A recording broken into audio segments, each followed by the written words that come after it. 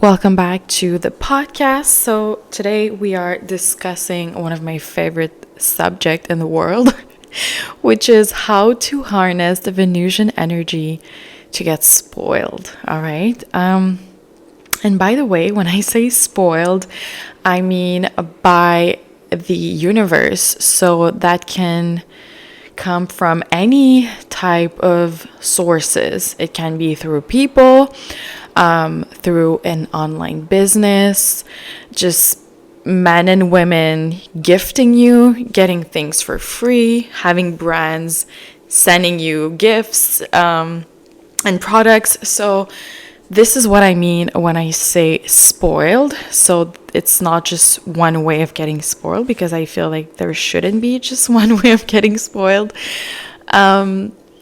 And yeah, I'm just going to get into the meaning of, the Venusian energy and how we can do planetary magic, especially if you're naturally a woman that's very Venusian.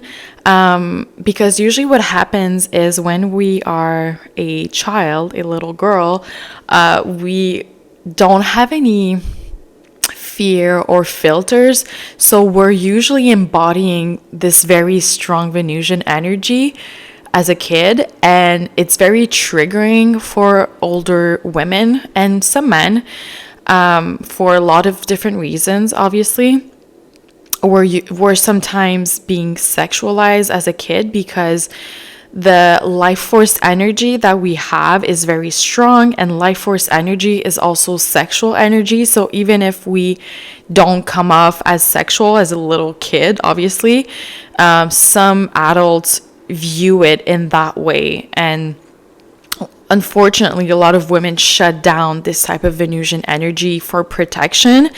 And the sad part is that there are actually ways to protect your Venusian energy when you harness the dark Venusian energy, which is more like a Lilith type of energy. And we're going to get into the details of it, because, there are a lot of different ways to do that. And obviously, by having boundaries. And again, if you're a kid, you don't know about that, right? And especially if you were raised by a woman, a mother, who has a lot of shame when it comes to her own sexual energy, she's just gonna shame you even more, and she's not gonna teach you how to protect your Venusian energy with your dark feminine, because this is the main role of the dark feminine energy, the dark Venusian or dark feminine.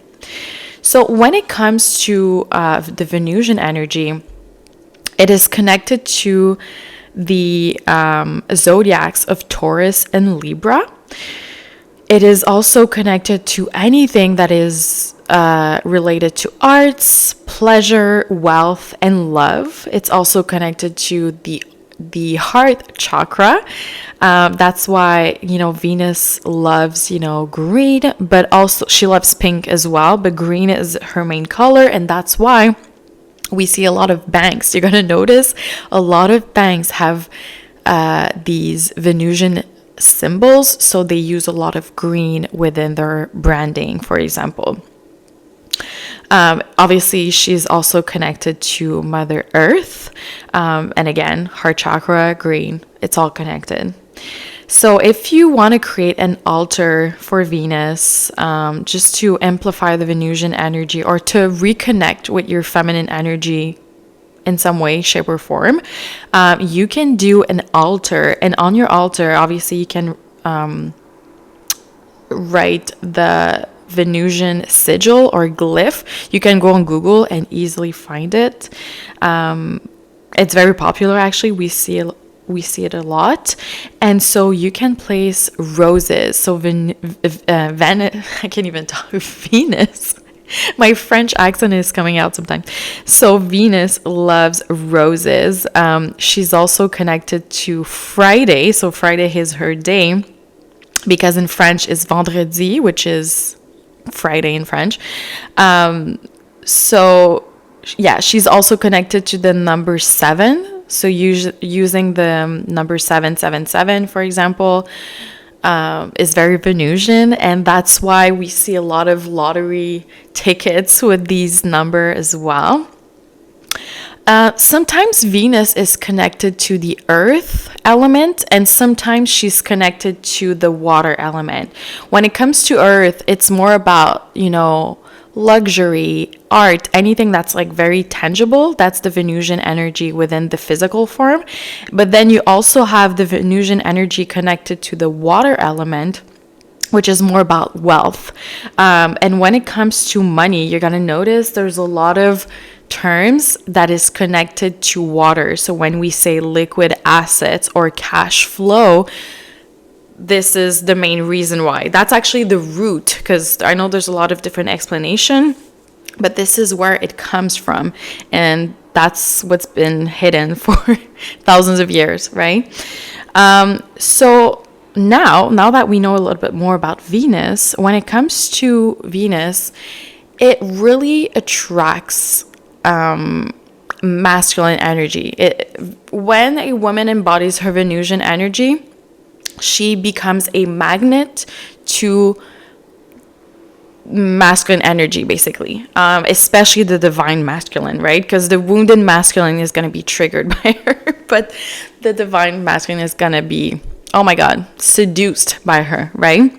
And this is how you get spoiled. So when you look into your birth chart, you're going to look at your Venusian sign. Obviously, this is for women. You're going to look at your Venusian sign and you're going to see which zodiac it's connected to. And a little quick exercise that you can do is you can go on ChatGPT and ask ChatGPT, if you have, for example, Venus and Scorpio, what type of colors and makeup and accessories and jewelries, whatever, like what can you wear that will basically embody this type of Venusian energy?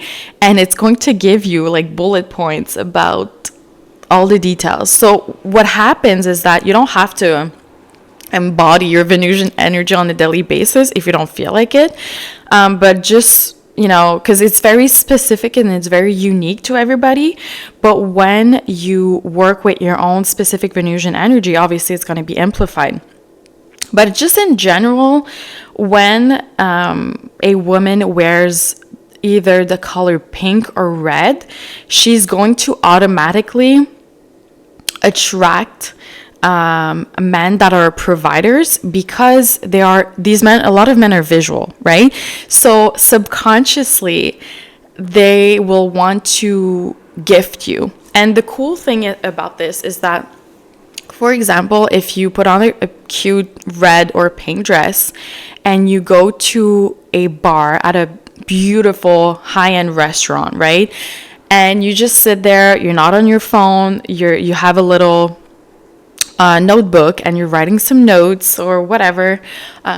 You're taking notes for some charity that you work for, whatever. I'm just giving you a few ideas here and there because I know it works. And then you sit there.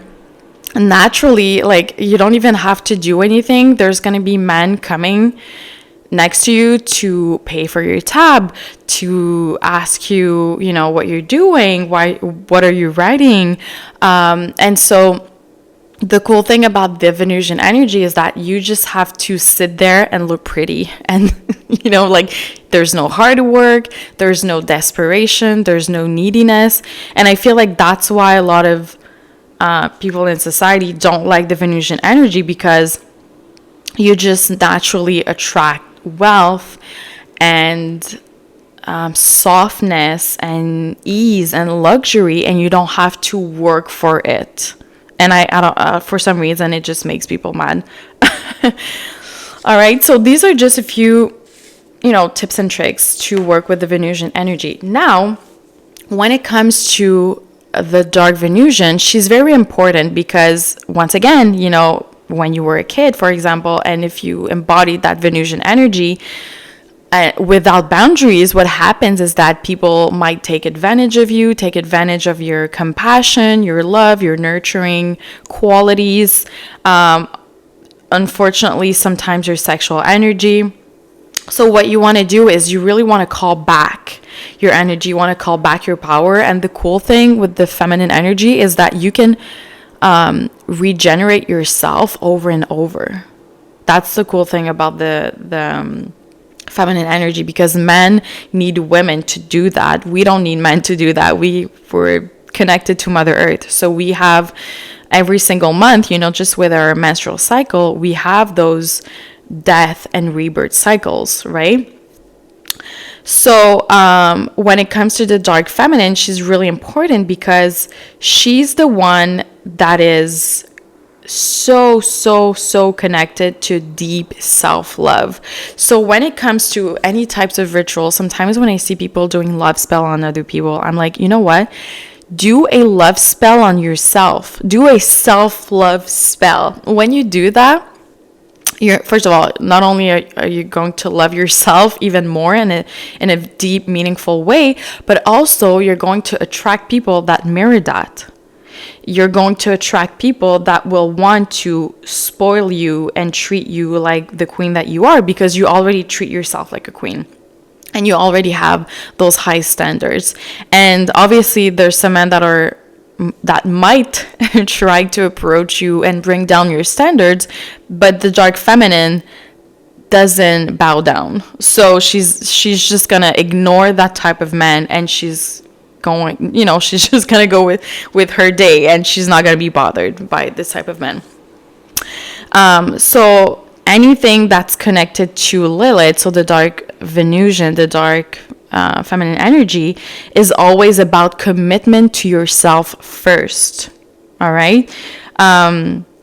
Owning your sexuality. And again, the feminism movement was all about women giving away their sexual power, because the real sexual power is when you keep it to yourself until someone earns it.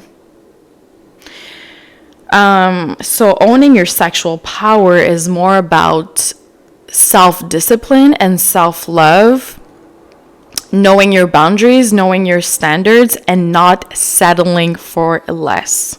That's what it is.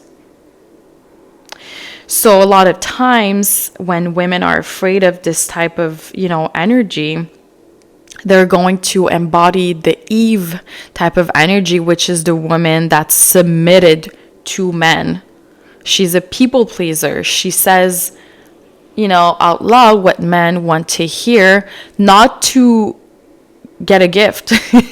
Because that's the only exception when you can do that. Like, if you're going to get money and gifts, just say whatever the freak that man wants, because who cares, That's the actual ultimate power, to be able to pretend that you're not that smart, what? There's actually 3 books that I'm going to recommend on these topics. So the first one is called Lilith, The Power of the Woman's Spirit in the Age of Aquarius. So just to educate yourself a bit more about Inanna and Lilith and these Venusian goddesses and dark goddesses.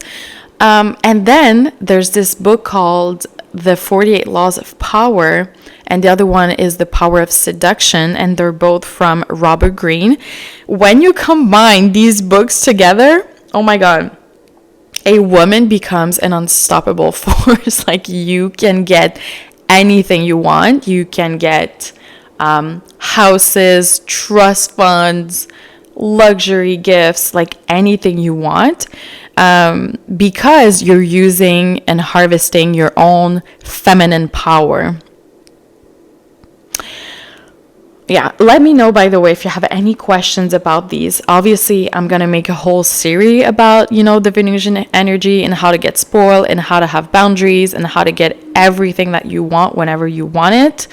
But obviously, the main rule here, especially when you want to get spoiled, is that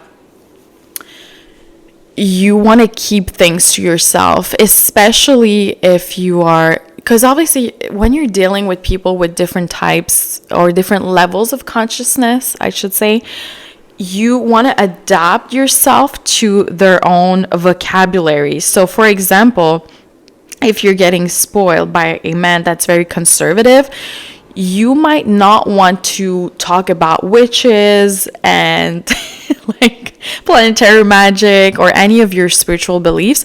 Actually, keep the spiritual beliefs and political beliefs, or if you have kids as well, don't talk about your kids. Like, just focus on seduction. When you focus on seduction, when it comes to social media or, people in real life, this is how you get the treatment that you deserve. Not by talking about your horrible past, or if you talk about your past, be very selective about what you say and never say that a man was abusive, because obviously that's going to give them the blueprint to do it as well. So you really want to be focusing on how spoiled you are. Like, even for example, if a man asks you like why you're single, always answer that, well, you're so used to being spoiled, and this is the main reason why you're single. Like, always program people in that way. So this is how you're gonna get everything that you want, literally. There's no limits. So let me know in the comments once again if you have any questions, and I'll see you tomorrow for our next episode. Bye.